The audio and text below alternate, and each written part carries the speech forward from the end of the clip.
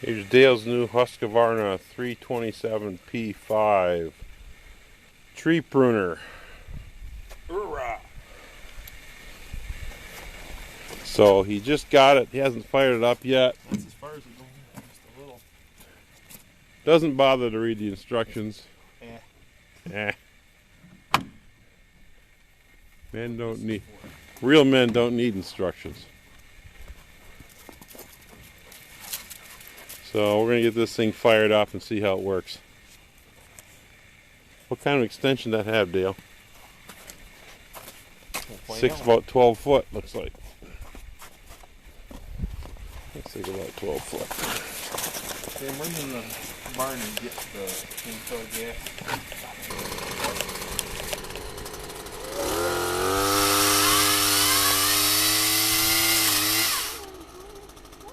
Flexible.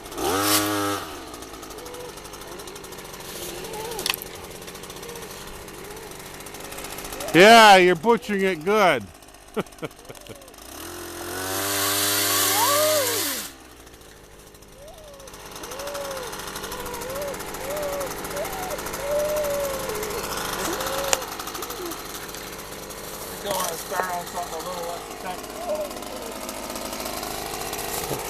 Go to the Tamarack tree.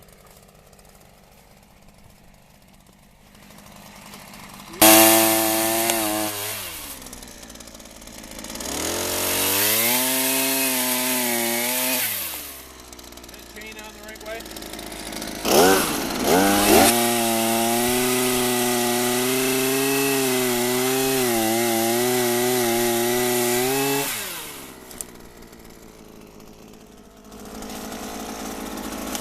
Probably just not sharp.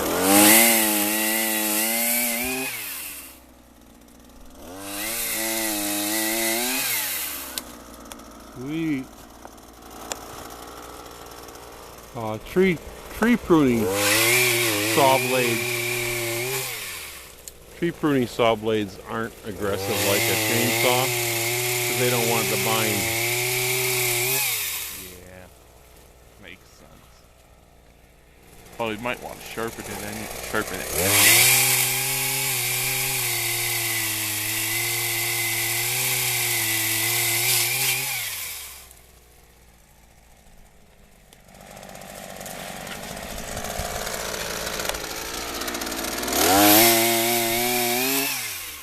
All the branches away, Sam.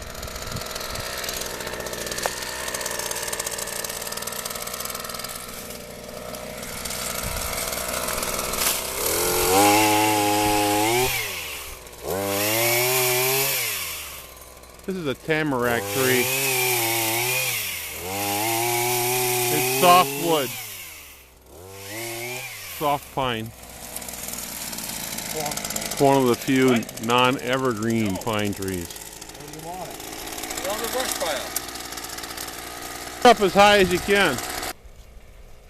I want to see how high that thing reaches. Dale's 6'4".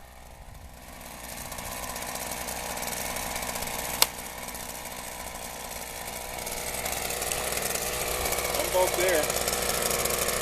And about, you have to like unclip it to get any higher, huh? Well, it looks like you're reaching at least 14 feet. Yeah, you're 8 foot above your head.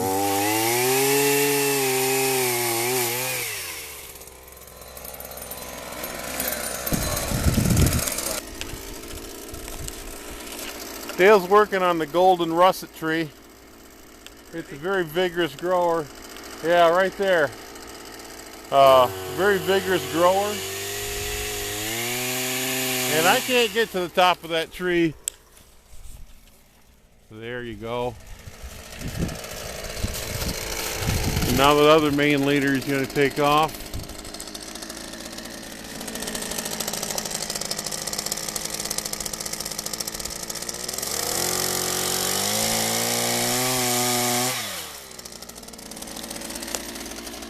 Impossible to get to those limbs, even with one of those pole picking baskets.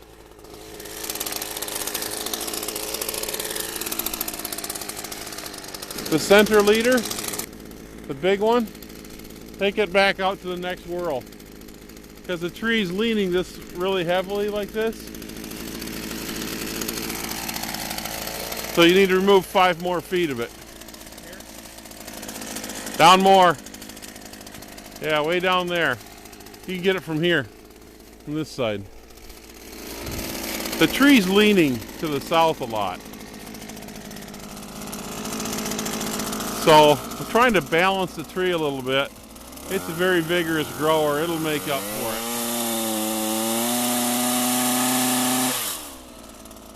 There we go. Beautiful. Almost this big vertical sucker. You should have taken that off last year.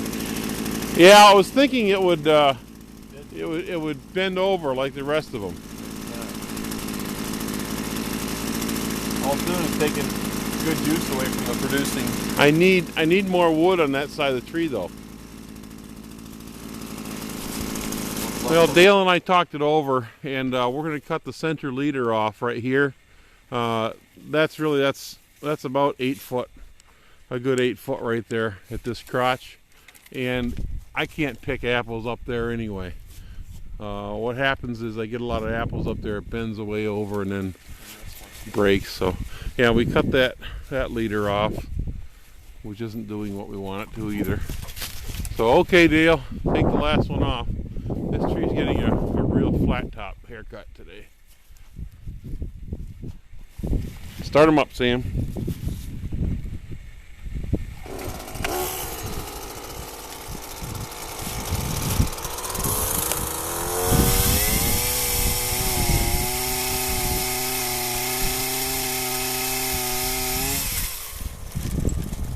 Pretty. Nice smooth cut. I like that. I'm going to do like an upshot of the sky to try and get... That's a lot better. Yeah. It's a lot better. Much better. I can pick that apple tree now. It'll grow more stuff like this one will grow more. You know? Yep. Cut these other suckers out of here. Everything on top of that limb.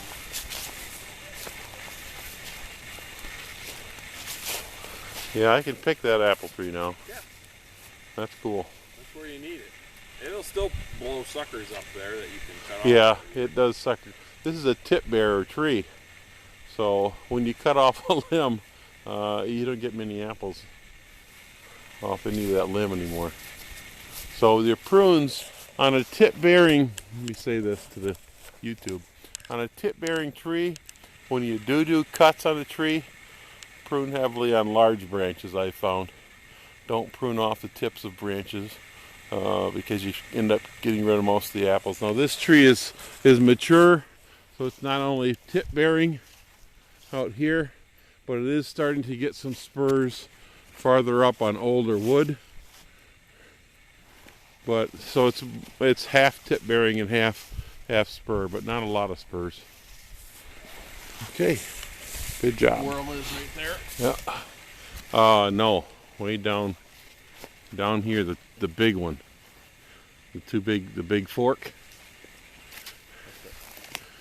This limb here is gonna be the top limb. Okay. Here?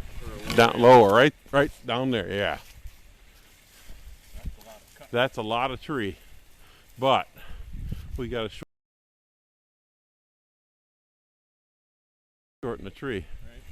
This is a Jonathan tree on the back field. It was planted some 25 years ago, and we let it grow real tall because we had a lot of brush growing around it. But since we cleared out some of these pine trees and it gets sunlight now, and we can't spray to the top of that thing, it is 25-30 feet tall. It's time to take it down a mite so we can within sprayer range. Right? Maybe I'll get it from the north side here, Dale, or south side here. Okay, there you got it. Good cutting.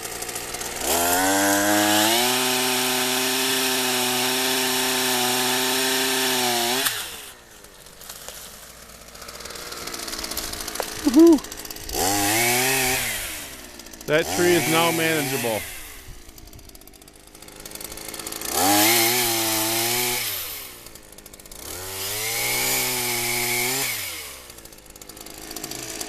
There.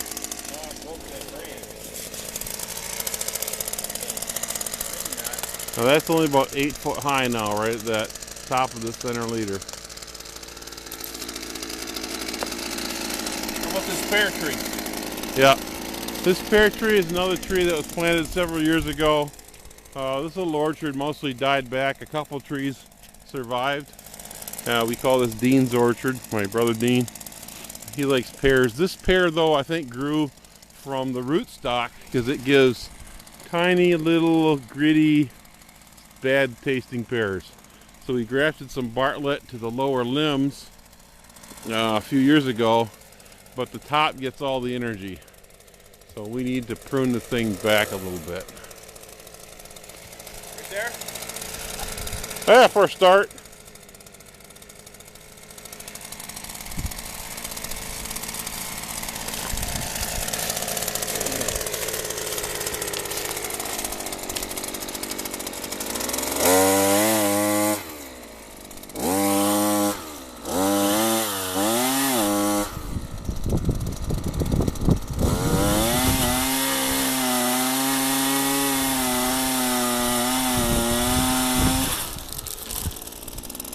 Timber.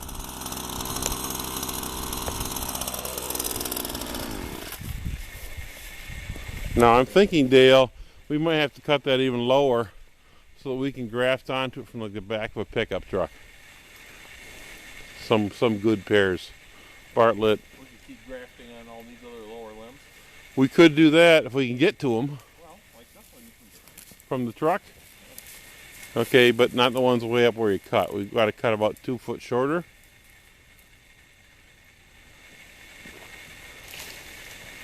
Yeah. And then we could graft those limbs. This thing's going to sucker like crazy this year. It's going to put up water sprouts like crazy.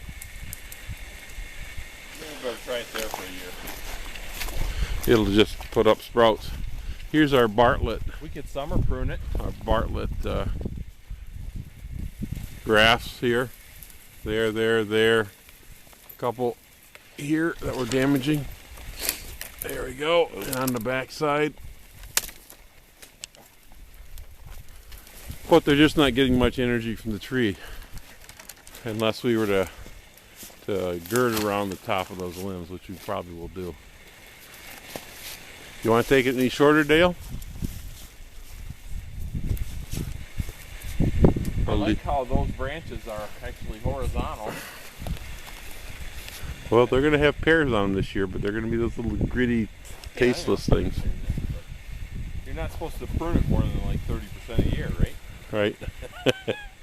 Well, hello, 40%. Okay. We'll just graft over some of these lower limbs here then this year. It should send a lot more juice to the lower limbs that we graft. I think we're going to try some girding to do that too. If you take a limb like this right here that has a graft on it, and since the top of the tree gets most of the energy, you take right above here and you cut the tree through the bark, through the cambium layer, and then what's coming up here goes into the limb instead of keeping on going. So I think we might be able to get some more growth on those grafts if we do that. You just do that with a knife or what? Yeah. You don't remove the bark, you just cut in. Yep. Any other ones up? We'll practice on Dean's trees. Okay. We'll learn what to do and what not to.